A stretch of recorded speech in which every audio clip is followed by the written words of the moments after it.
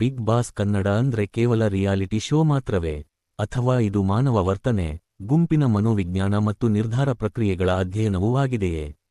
ಈ ವಿಡಿಯೋದಲ್ಲಿ ನಾವು ಯಾರನ್ನೂ ಟಾರ್ಗೆಟ್ ಮಾಡೋದಿಲ್ಲ, ಯಾರನ್ನೂ ಜಡ್ಜ್ ಮಾಡುವ ಉದ್ದೇಶವೂ ಇಲ್ಲ. ಇದು ಸಂಪೂರ್ಣವಾಗಿ ಆಟ, ಪರ್ಫಾರ್ಮೆನ್ಸ್ ಮತ್ತು ಆಡಿಯನ್ಸ್ ಪ್ರತಿಕ್ರಿಯೆಗಳ ಕುರಿತು ಒಂದು ಎಜುಕೇಷನಲ್ ಅನಾಲಿಸಿಸ್. ಈ ವಾರ ಬಿಗ್ ಬಾಸ್ ಮನೆಯಲ್ಲಿ ಒಂದು ದೊಡ್ಡ ಪ್ರಶ್ನೆ ಎಲ್ಲರ ಮನಸ್ಸಿನಲ್ಲಿ ಇದೆ. ಈ ವಾರ ನಿಜವಾಗಿಯೂ ಮಿಡ್ವೀಕ್ ಎಲಿಮಿನೇಷನ್ ನಡೆಯುತ್ತದೆಯಾ?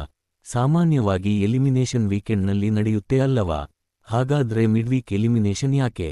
ಇದು ಸ್ಪರ್ಧಿಗಳ ಮೇಲೆ ಮಾನಸಿಕ ಒತ್ತಡ ಸೃಷ್ಟಿ ಮಾಡೋದಕ್ಕ, ಅಥವಾ ಆಟದ ವೇಗವನ್ನು ಬದಲಾಯಿಸೋದಕ್ಕ, ಇಲ್ಲವೇ ಆಡಿಯನ್ಸ್ ಎಂಗೇಜ್ಮೆಂಟ್ ಹೆಚ್ಚಿಸೋದಕ್ಕ? ಈ ಪ್ರಶ್ನೆಗಳ ನಡುವೆಯೇ ನಾವು ಈಗ ಸ್ಪರ್ಧಿಗಳ ಆಟವನ್ನು ಗಮನಿಸಬೇಕು. ಮೊದಲು ಧನುಷ್ ಬಗ್ಗೆ ನೋಡಿದರೆ, ಅವರು ಶಾಂತವಾಗಿ ಆಟ ಆಡ್ತಿದ್ದಾರಾ? ಮಾತಿಗಿಂತ ಕೆಲಸಕ್ಕೆ ಒತ್ತು ಕೊಟ್ಟಿದ್ದಾರಾ? ಟಾಸ್ಕ್ಗಳಲ್ಲಿ ಸ್ಥಿರ ಪರ್ಫಾರ್ಮೆನ್ಸ್ ಕೊಟ್ಟಿದ್ದಾರಾ? ಆದ್ರೆ ಬಿಗ್ ಬಾಸ್ ಮನೆಯಲ್ಲಿ ಶಾಂತ ಆಟ ಯಾವಾಗಲೂ ಸೇಫ್ ಆಗುತ್ತಾ? ಎಮೋಷನಲ್ ಕನೆಕ್ಷನ್ ಇಲ್ಲದೆ ಆಡಿಯನ್ಸ್ ವೋಟ್ ಕೊಟ್ಟಾರಾ? ಈ ಪ್ರಶ್ನೆಯೇ ಧನುಷ್ ಅವರಿಗೆ ದೊಡ್ಡ ಚಾಲೆಂಜ್ ಆಗ್ತಿದೆಯಾ? ಇದೀಗ ಅಶ್ವಿನಿ ಗೌಡ ಅವರ ಕಡೆ ಗಮನ ಹರಿಸೋಣ. ಅವರು ಮನೆಯಲ್ಲಿ ತಮ್ಮ ಅಭಿಪ್ರಾಯವನ್ನು ಸ್ಪಷ್ಟವಾಗಿ ಹೇಳ್ತಿದ್ದಾರಾ? ಸ್ಟ್ರಾಂಗ್ ಸ್ಟ್ಯಾಂಡ್ ತೆಗೆದುಕೊಳ್ಳೋ ಧೈರ್ಯ ತೋರಿಸಿದ್ದಾರಾ? ಗುಂಪಿನಲ್ಲಿ ತಮ್ಮ ಐಡೆಂಟಿಟಿ ಉಳಿಸಿಕೊಳ್ಳುವುದು ಎಷ್ಟು ಮುಖ್ಯ? ಸ್ಟ್ರಾಂಗ್ ಒಪಿನಿಯನ್ ಯಾವಾಗ ಶಕ್ತಿಯಾಗುತ್ತೆ, ಯಾವಾಗ ಅದೇ ಅಪಾಯ ಆಗುತ್ತೆ? ಮಿಡ್ವೀಕ್ ಎಲಿಮಿನೇಷನ್ ಬಂದರೆ ಸ್ಟ್ರಾಂಗ್ ವಾಯ್ಸ್ ಇರುವ ಸ್ಪರ್ಧಿಗಳು ಸೇಫ್ ಆಗ್ತಾರಾ, ಅಥವಾ ಅವರ ಮೇಲೆಯೇ ಹೆಚ್ಚು ಫೋಕಸ್ ಬರುತ್ತಾ? ಇದೀಗ ಗಿಲ್ಲಿ ನಟ ರಕ್ಷಿತಾ ಬಗ್ಗೆ ಮಾತನಾಡೋಣ. ರಕ್ಷಿತಾ ಅವರ ಎನರ್ಜಿ ಮನೆಗೆ ಪಾಸಿಟಿವ್ ವೈಬ್ ಕೊಟ್ಟಿದೆಯಾ? ಅವರ ಹ್ಯೂಮರ್ ಮತ್ತು ಎಂಟರ್ಟೈನ್ಮೆಂಟ್ ವ್ಯಾಲ್ಯೂ ಆಡಿಯನ್ಸ್ಗೆ ಕನೆಕ್ಟ್ ಆಗ್ತಿದೆಯಾ? ಆದ್ರೆ ಬಿಗ್ ಬಾಸ್ ಕೇವಲ ಎಂಟರ್ಟೈನ್ಮೆಂಟ್ ಶೋ ಅಲ್ಲವಲ್ಲ, ಇದು ಒಂದು ಗೇಮ್ ಕೂಡ. ಎನರ್ಜಿ ಮಾತ್ರ ಸಾಕಾ, ಅಥವಾ ಸ್ಟ್ರಾಟಜಿ ಮತ್ತು ಟಾಸ್ಕ್ ಪರ್ಫಾರ್ಮೆನ್ಸ್ ಕೂಡ ಬೇಕಾ? ಮಿಡ್ವೀಕ್ ಎಲಿಮಿನೇಷನ್ನಲ್ಲಿ ಗಿಲ್ಲಿ ನಟ ರಕ್ಷಿತಾ ಅವರ ಎನರ್ಜಿ ಅವರಿಗೆ ರಕ್ಷಣೆಯಾಗುತ್ತಾ, ಅಥವಾ ಆಟದ ಗಂಭೀರತೆ ಇಲ್ಲ ಅನ್ನೋ ಅಭಿಪ್ರಾಯ ಅಪಾಯ ತರ್ತದಾ? ಮುಂದೆ ಮ್ಯೂಟೆಂಟ್ ರಘು ಅವರ ಆಟ ನೋಡಿದರೆ, ಅವರ ಸ್ಟೈಲ್ ವಿಭಿನ್ನ ಅನ್ನಿಸುತ್ತಿದೆಯಾ? ವಿಭಿನ್ನತೆ ಆಡಿಯನ್ಸ್ಗೆ ಇಷ್ಟವಾಗುತ್ತಿದೆಯಾ? ಅವರು ಕಂಟೆಂಟ್ ಕೊಟ್ಟಿದ್ದಾರಾ, ಅಥವಾ ಕಾನ್ಫ್ಲಿಕ್ಟ್ಗಳಲ್ಲಿ ಹೆಚ್ಚು ಸಿಲುಕ್ತಿದ್ದಾರಾ? ಕಾನ್ಫ್ಲಿಕ್ಟ್ ಯಾವಾಗ ಆಟಕ್ಕೆ ಲಾಭ, ಯಾವಾಗ ಅದೇ ನಷ್ಟ? ಮಿಡ್ವೀಕ್ ಎಲಿಮಿನೇಷನ್ ಬಂದರೆ ಯೂನಿಕ್ ಸ್ಟೈಲ್ ಸ್ಪರ್ಧಿಯನ್ನು ಸೇಫ್ ಮಾಡುತ್ತಾ, ಅಥವಾ ಟಾರ್ಗೆಟ್ ಮಾಡುತ್ತಾ? ಇದೀಗ ಕಾವ್ಯ ಬಗ್ಗೆ ನೋಡಿದರೆ, ಅವರ ಆಟ ಶಾಂತ ಆದರೆ ನಿರಂತರ ಅನ್ನಿಸುತ್ತಿದೆಯಾ? ಅವರು ಹೆಚ್ಚು ಮಾತಾಡದೆ ಕೆಲಸದ ಮೂಲಕ ಗುರುತಿಸಿಕೊಳ್ಳುತ್ತಿದ್ದಾರಾ?